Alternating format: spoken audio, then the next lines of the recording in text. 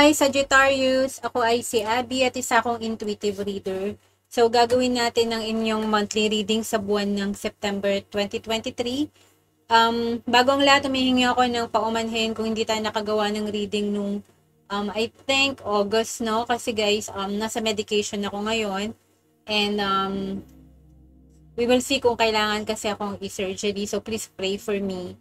So pinrioritize ko yung health, and at the same time, may tinapos akong review at sa under God's grace naman nakapasa tayo dun sa certification na kailangan kong i-take. Okay, but enough of me. So, ang gagawin natin ngayon, Sagittarius, para sa buwan ng September ay titingnan muna natin yung mga intuitive messages, guidance. What do you need to be aware of? Areas of concern. Mga advices pagdating sa inyong buhay pag-ibig. Okay, Sagittarius? So, nilagay na natin yung disclaimer bago mag-umpisa ang reading. Gusto ko magpasalamat para sa mga current subscribers natin na hindi bumitaw at patiently na nag-antay sa inyong monthly reading. Para naman sa mga new viewers natin, welcome po sa ating Tagalog Reading Channel. Okay? So, unahin natin yung sa larangan nyo ng pag-ibig, no? 5 baraha muna. And as usual, hindi tayo kumukuha ng mga lumilipad na baraha. Okay? I-acknowledge natin sila as a theme or shadow ng reading mo. Pero hindi natin kukunin kasi sa traditional practice ng tarot, we need to, alam mo yun, i-lay out carefully, no? I-honor natin yung mga baraha. So, kailangan natin kunin sila isa-isa. Okay? Now, ang 5 baraha sa larangan ng pag-ibig ng ating Sagittarius para sa buwan ng September 2023. Okay, ito yung una mong baraha, Sag. Let's see. Okay. Thank you for supporting the Tagalog Reading Channel, guys. As you know, is passion ko kasi talaga to. Gusto kong magbigay ng guidance para sa ating collective zodiac sign. Okay? Now, pang-4. At hindi tayo nandito para i-feed ang mga delusions nyo, no? Babasahin natin ang mga mensahe ng baraha for what it is. So, take whatever resonates with you. Okay? And discard what does not. Okay. So, ika-clarify natin sila isa-isa. Hindi tayo magbabasa ng reversal. Unang baraha sa larangan ng pag-ibig, Sag, meron tayong chopwood, no? May bagay or situation tayo sa person mo or dun sa connection na kailangan nyo uling umpisahan. Pero this time kasi, it will be brand new beginning. Okay? Kumbaga, kung nakikita nyo tong lugar na to, no?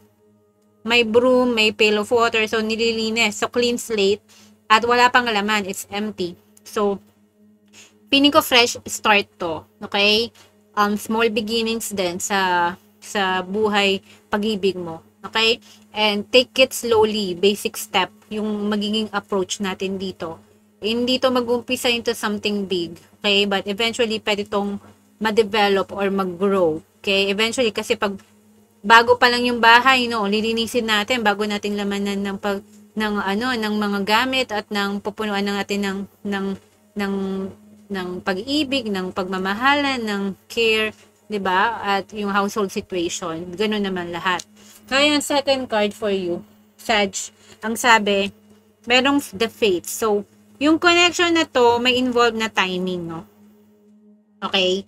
Malamang inaantay mo to, so huwag tayo maging impatient. Nakasulat na to sa tadhana kasi pag sinabi mong it's fated connection, it's written in the stars, no? Hindi to kailangan na pinupwersa, hindi to kailangan na minamanipulate natin. Hindi mo rin naman talaga kailangan antayin. Okay? So, may panahon at oras na nakalaan para dumating tong connection na hinahanap mo. Okay, Sag? Third card, ika-clarify naman natin isa-isa yung mga baraha para sa'yo. Merong higher power. So, you cannot make this up, no? Kasi may the fates and may higher power tayo. So, may divine intervention dito. Kung akala mo na yung love life mo parang walang nakalaan sa'yo, I feel like meron, okay? But, hindi siya nasa control natin, okay? Siguro ang sinasabi dito, no, huwag tayong maging anxious about kung anong mangyayari or mag-anticipate or mag-expect too much or, you know, no expectation at all, kumbaga. Okay? So, kung meron man tayong mga connection na papasok, no, or mga bagong simula pagdating sa pag-ibig, sinasabi, take it as a piece of work, no, take it as, baby step. Okay, wag na tayo masyadong mag-jump into conclusion agad or magmadali kasi nasa tamang panahon darating yung tao na yun para sa'yo. Kasi may higher power ka. Feeling ko dito, ito yung high priestess, no? Or it's divinely guided, sabi nga ng mga tarot guides natin. But that's the point. Hindi natin to sinasabi for the sake na cliche, pero dalawang baraha kasi yung nag-confirm. Okay? So, enjoy nyo lang yung ride, yung flow, okay? Yung moment. Ngayon, yung fourth card, kumbaga parang focus muna sa journey. Huwag dun sa patutunguhan. Fourth card, Sag, yung sabi here and now. Diba sabi ko sa'yo, focus on the journey. Huwag dun sa patutunguhan. Nasa gitna ka, huwag mo nang tingnan yung nakaraan. Huwag ka rin daw maging anxious or i-anticipate kung ano yung mangyayari. Here and now. Okay? Ang timeline mo ngayon, Sag, pagdating sa pag-ibig mo, focus ka dun sa kasalukuyang environment mo, mga taong nakikilala mo or kausap mo or nakaka-interact mo. Okay? Ang timeline mo ngayon, September 2023. Okay. Now, last card, a change in the wind. Okay, so may pag-iba ng ihip ng hangin, no? May change of direction dito, no? Maybe may change of heart din sa'yo or sa person na you're trying to connect with. We will see, no? So, yun nga kung mag-focus kayo sa present time, it could parang steer, no? Or may magbabago, may mararamdaman kang parang burst ng bagong energy na papasok sa buwan ng September pagdating sa pag-ibig. Okay, Sag? Kaya ka-clarify muna natin, no? Isa-isa tong mga barahan na to. Okay? Kuha tayo ng 5 clarifier. Sa chopwood muna. Tingnan natin. Okay, Sag. May change in the wind for September para sa'yo. Or a redirection. So, Treasure Island. Okay, so yun nga sinasabi dito, no? So, nakita mo kung gaano may opposing energies to. Chopwood, something na mag-uumpisa pa lang, no? As a new clean slate. And at the same time, eventually, no? Sinasabi, may energy talaga ako nararamdaman na just relax, okay? Wag tayong mag-try na i-control yung situation or yung mga connection na to, okay? Parang let them come to you, okay? Kasi, kung ganun yung energy mo, no, at the present time, tong si Chopwood, no? Nasabi kong relax lang, calm. Okay, hindi tayo nagmamadali na mag-invest or magiging impatient tayo sa mga whatever na mangyayari doon sa connection kung saan pupunta. It could be one of them, no? Doon sa mga ine-enjoy mo na connections, it could lead you to yung treasure island mo nga, yung person na yon. Okay? Yun yung process na kailangan mong gawin. Sana na nagigets nyo, no? Na sinasabi dito, mag-enjoy tayo sa present time, yung mga connections na na nandyan ngayon sa'yo. It could be one of them. Okay? So, basta wala expectation and then suddenly bigla ka na lang gugulatin na, oh my God, I can't believe na ito na yung person na all along inaantay ko or para sa akin. Okay, Sag, yun yung energy. Ngayon na tong the fate, since fated daw na connection to, something na nakauklit sa tadhana. Ganon, di ba? Okay, let's see. For Sagittarius. So, Sag, ang sabi dito to the sea. Ang sinabi nga, go with the flow. So, ito, di ba, the fated and then to the sea. So, itong tao na to na nakasakay sa boat, hindi siya nag-steer ng boat kung saang direction. So, hayaan mo lang, okay? Kasi, kung para sa'yo, sinasabi nga, they will come back to you. Kung old energy to, kung new person to, dadaling ka dun sa tamang tao, okay? Dun ka i-redirect sa tamang tao, okay? Ngayon, ano tong higher power, Sagittarius? No, so it's divinely guided, okay? It could also involve parang prayers to Vina, okay? Kung gusto mo i-manifest yung person, you need to pray. Kung gusto mo yon, that's one way of manifesting. You could also be trying to visualize them, the connection, or put it in your heart every day as one of your parang desires, okay, sa buhay. No? So, ang sinabi, be flexible. Okay? Ang higher power, tapos may flexibility, no? You must, parang feeling ko kasi dito, yung usual type or expectation mo sa connection or sa person is not always ganon. Okay? So, learn to bend rules. Kunwari may certain type ka ng person. Pero it could be na yung soulmate mo is not your usual, alam mo yun, na type. Okay? Or nagugustuhan. Okay? So, learn to, be more parang open to your to other connections, to other standards, give other people chances din. Yung sinasabi dito. Kasi pwedeng sila nga yung hinahanap mo. Okay? Wag tayong mag-stereotype or may certain characteristic or physical characteristic tayo na nasa checklist natin na yun lang. So, you have to be more open sa mga choices and options mo. Pag nagde-date ka, ganun. Or pag may ka-chatmate ka. Okay? Ngayon, ano tong here and now, no? Live at the present. Or fun, okay? So, parang pakiramdam mo, mag-isa ka. Okay? Or, maaari na mahirap mahanap yung taong totoong magmamahal sa'yo. Okay? Could be people come and go. Walang nag-i-stay ng matagal, walang willing to commit. Okay? It could also be may iniwanan ka, ina-abandon ka. Okay? Left you out in the cold mag-isa. Okay? So, ang sinasabi dito, kalimutan mo na yung feeling or residual energy na yan na mag-isa ka because ang kailangan mong i-focus ngayon is yung present time muna. Siguro sinasabi rin dito na wag mo nang isipin yung nakaraan or maaaring mangyari no, kung magiging mag-isa ka pa rin ba in the future or not, or sa past mo ba dahil may mga taong come and go lang, hot and cold. So mag-focus ka sa present mo, live at the moment muna at i-appreciate mo muna yung mga connections na you have at the moment kasi it will lead you one day sa treasure island mo, dun sa person na yon. I think yung possible na soulmate mo is just, nandun din siya sa present time eh. Okay? Kasi magiging blockage yan kung patuloy ka na maglilinger sa past at magiging worry ka lagi sa future kung ano yung magiging kahinatnan mo in the next 5 years. Huwag natin isipin din yun. Okay? So, ang sinasabi dito, enjoy mo yung moment mo with your family, with your friends, with your other connections, or yun sa mga taong dinidate mo. Kasi it could be one of them. And eventually, magkakaroon ng shift sa energy mo for September. Kasi I feel like parang you will love yourself. Na-appreciate mo yung value ng present time na ang ganda na magiging aura mo for September. Okay, ano po tong change in the wind? Ano ang magbabago? By the book. See, ang sinasabi dito may hierarchy and authority, no? Before or at the present time na fina-follow ka, no?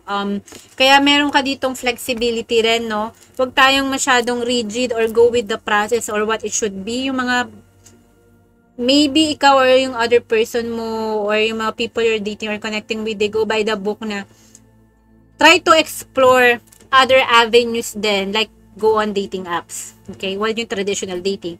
Or kung nasa apps ka lang, go on traditional dating. Okay? Mga ganon. Okay, so, someone here is very rigid. They always go by schedule, ng routine, ng what it should be. Yung mga world paradigm, no? So, I think mas maging open-minded tayo kasi may flexibility dito. Open your options and your, yung mga ways mo to explore people. Yun, maging, make room for parang adjustment. Okay, parang sinasabi na huwag tayong maging masyadong traditional yung practice or approach natin. Kasi, nasa 2023 na tayo, guys. Pwede tayo mag-dating app, everyone. But of course, be more flexible lang din sa approach natin kasi ang dating apps is not the same as traditional dating. So, there are dangers, there are good and bad sides on it. So, just be aware of that. Okay, Sagittarius. So, yan yung reading nyo for, love situation nyo ngayong September, no? Kaya tingnan naman natin yung general life nyo. Pagdating sa pera, sa pananalapi, okay? And sa career, okay? Let's see. Alright, 5 baraha din. Hindi tayo kukuha ng reversals. Kasi clarify naman natin sila. Right. Pagdating naman sa career, finances, and general life situation ng ating collective Sag, yung September, no? Tingnan natin, no? Ito ang una mong card. Tingnan natin yung second card mo.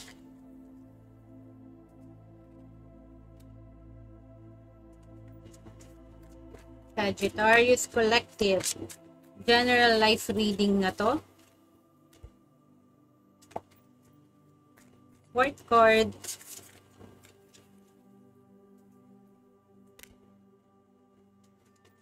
Fifth.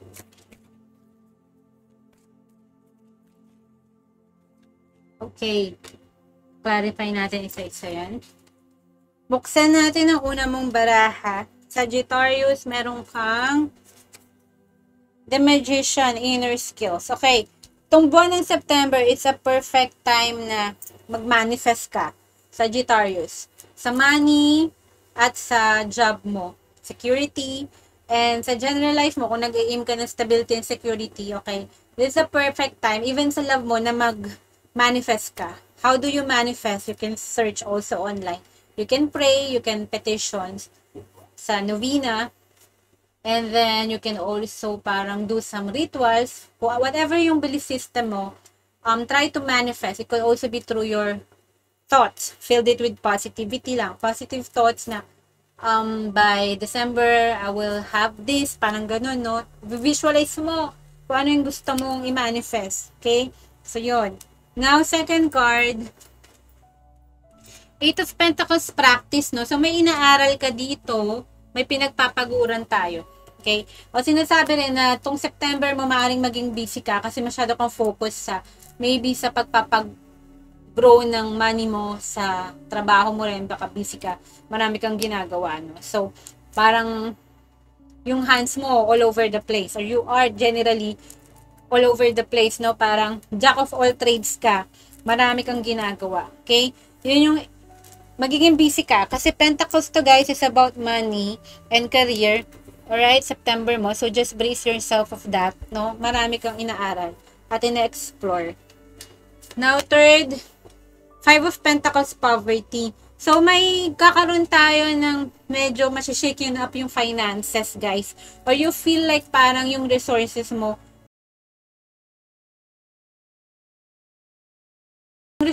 parang hindi enough, no? Para sa'yo at sa family mo. Okay, yung nararamdaman mo, parang nasa-shaken up yung financial security or job security mo at the moment.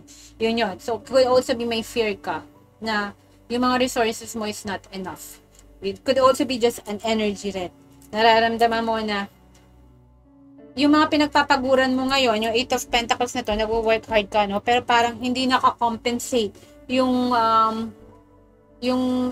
money and yung security na kailangan mo ngayon at the present time. Parang hindi ka pa kontento or you feel like it's not enough pa. Okay? So, may worry ka doon. Ngayon, maybe yun din yung tinatry mo i-manifest, no? Yung security sa money mo. Kaya meron the Lover's card, ultimatum. So, pumasok yung Lover's card, guys. Meron tong love interest dito na kailangan mong gumawa ng choice. Okay? It's a soulmate connection. Okay? It's about decisions a bit. About making decision din sa person mo. It could be a new person or an old energy na kailangan mong pag-isipan kung old person to, kung magkikipagbati ka ba sa kanya or hindi. Or kung new person to, kung magja-jump ka ba into a relationship or commitment with them, or is it worth taking time? Kasi I think mas busy ka ngayon sa trabaho mo at sa pera. Okay, doon ka mas nag-aalala ngayon. Okay, basta yon, whatever the situation mo regarding yung money and security mo, doon ka mas focus kasi yun ang gusto mong alagaan. At as of September, or it could be an advice na doon ka mag-focus kahit may papasok na love situation or connection on the sideline. Okay? Mas dapat mag-focus ka dito. Ito yung dominant energy dahil may Eight of Pentacles ka and Five of Pentacles. So, you're working hard, no? Para mag-grow or mag-improve yung security and yung financial stability mo. Okay? Sagittarius, for September, your last card. The World Completion. So, may nag-ending at may mag-umpisa. Okay, kaklarify natin itong the world, major arcana, magician, yung inner skill, it could be related, yung lovers is major arcana rin. So, most likely, may papasok na love interest for September and then there was an ending or magtatapos for September at mag-start ng bago. It could be an old situation, energy, tapos mag-i-improve yun. Pwede rin na tinapos mo na yung hardship or stress or struggle and then something coming na, alam mo yun, new naman, new energy. Okay? Now, ika-clarify muna natin yung Sag. Kasi meron kang tatlong major arcana, no? Tingnan muna natin tong Magician. Ano yung tinatry mong i-manifest dito, Sag? Sagittarius Curiosity, no? This is a special card dito sa Beautiful Creatures Tarot. So, curious tayo. May mina-manifest ka na curious ka. Ano ba yun?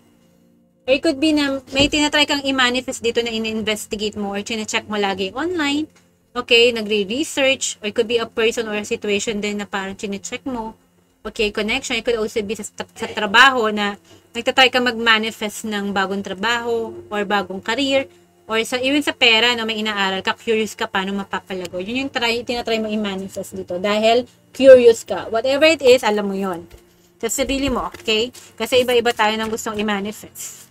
Ngayon, ano tong 8 of Pentacles, no? Na kailangan mo talagang i-focus yung energy mo at panahon. It's about work. May inaaral ka bang bagong project or something? We'll see. 2 of Pentacles, flexibility.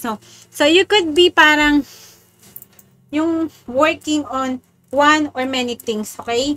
Flexible ka. Magiging jack of all trades ka nga, like I said, no? Kasi nagja-juggle ka between multiple projects or multiple endeavors, okay? Tingnan mo to. May hawak siyang ball or blue, ano to, no? Circle, like a ball, no? Or crystal. At meron siyang book. So, it's about, nag-aaral ka and at the same time, baka naglalaro ka or other hobbies to or you're an athlete. You know, these things, okay? Na kailangan mong i-improve. Okay? So, parang hindi ka focus lang at one task, okay? Or objective mo sa buhay. Maaari na, let's say, nasa work ka, focus ka sa work mo and at the same time, huwag mong papabayaan na yung personal development mo or career development mo. Ganon. Ganon yung ginagawa. Okay?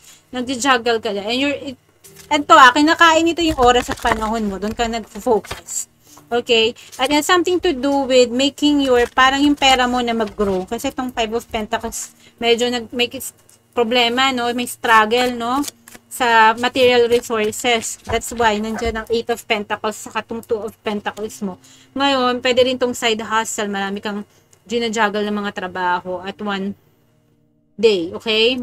Marami kang racket. Aside sa main job mo, may sideline ka pa. Pwedeng ganon. Tingnan natin to. 5 of Wands, rivalry. Okay, ito guys, September, no? You cannot make this up, Sag. So, may difficulty talaga, no? May competition. Okay? That's why, yun din pala, kaya ka nag-juggle, no? To improve yourself. Okay? Could be also an advice for you. Huwag mong pabayaan na mag-focus ka lang sa isang bagay kasi mapag-iiwanan yung ibang areas ng buhay mo. Kailangan i-juggle mo, i-balance mo, no? Kasi meron kang 5 of Wands and 5 of Pentacles. Struggle to. Okay? You're struggling with money. Sa inyong job din, baka may competition. Kailangan mo i-prove yung sarili mo. So, you need to work hard, no? To manifest yung mga things na gusto mong ma-achieve, no? Huwag kang mag-focus sa isa lang. Okay? Kailangan mag-exert ka ng effort na, na to stretch yourself a little, no? To push yourself, no? Kasi, feeling ko, yung panahon ngayon na ginugugol mo sa isa, it could be parang pwede mo pang i-stretch yung sarili mo para mag-grow ka. Okay? Parang sa gabi pwede kang mag-aral. Okay? Mag-review. Kumuha ka ng certification. Okay? Yun ang message dito. Huwag mong hayaan na mapag-iwanan ka. Okay? Catch up din sa competition. Catch up din with your whatever is lacking ngayon sa life mo. Okay? Habulin mo yun. Ngayon, yung Lovers card, ultimatum to. May choice ka na gagawin sa pag-ibig mo by September, no? Meron tayong Legacy 10 of Pentacles. Okay. May choice for a commitment. Okay? Ang 10 of Pentacles sa traditional tarot, family, marriage, you know, you're in a commitment with the person. So, may choice ka whether to come together with a person. It could be an old energy or something new or not. Okay, and this will be like, feels like parang final, no? Like an ultimatum, final decision to. Okay? With them. Bibigyan mo ba uli ng chance or parang goodbye na ba talaga? Okay, kung old energy. Kung bagong energy to, willing ka ba uling sumabak sa isang connection? Okay? Yung knowing na may other areas ka sa buhay mo na kailangan mo munang i-balance. Okay? Especially yung job and money mo. Kaya yun yung sinasabi ko dito. Ngayon, ano tong completion? To, the world. Ano ang nagtapos? Ano ang magkakaroon ng bagong simula para sa September? Ano to, guys? The world, meron kang sea exploration. I feel like, no, it could also be you go, mag-360 ka dito, turn around, no? No, may turn around. Okay? 360 turn around kasi may change in the wind kanina dun sa card din. Tapos, mag-explore ka, mag-jump ka, magtitake ka ng leap of faith. Sa love, career man yan, or sa money mo, may risk kang gagawin. Okay? For some reason, I feel like parang good energy kasi may tinatry kang i-workout dito na curious ka. So, pag curious kasi tayo, ang the full papasok yan, no? Parang it's something na ayaw mo na pag-isipan, no? Based on gut feeling mo or kutob mo lang. Kasi nga nandyan yung magician, no? Alam mo bang pag may the full ka, diba, is 0, then finalo ng magician. So, may cycle ka dito, no? Sabihin ko lang sa inyo yung cycle, no? Last card, 21, the world. May nagtapos, may bagong magsisimula. Ngayon, mag-explore ka. Okay, mag-explore ka. Hindi ko alam kung ano explore mo, trabaho, or sa pera, other means of parang income. At gusto mong i-manifest yun, curious ka. So, saan ka ba curious? Yun yung area na yun, na sinasabi kong cycle na yun. Okay, may curiosity dito na gusto mong i-manifest. But yeah, interesting yung reading mo, Sagittarius, no? So, pay attention sa mga areas of concern, no? Na dapat mong tingnan ngayong September, no? Sabi ng mga cards na to. At sana nag-resonate sa inyo, guys, Sagittarius. See you on the next monthly reading. Take care, Sag. God bless, and mahal ko kayo. Bye-bye!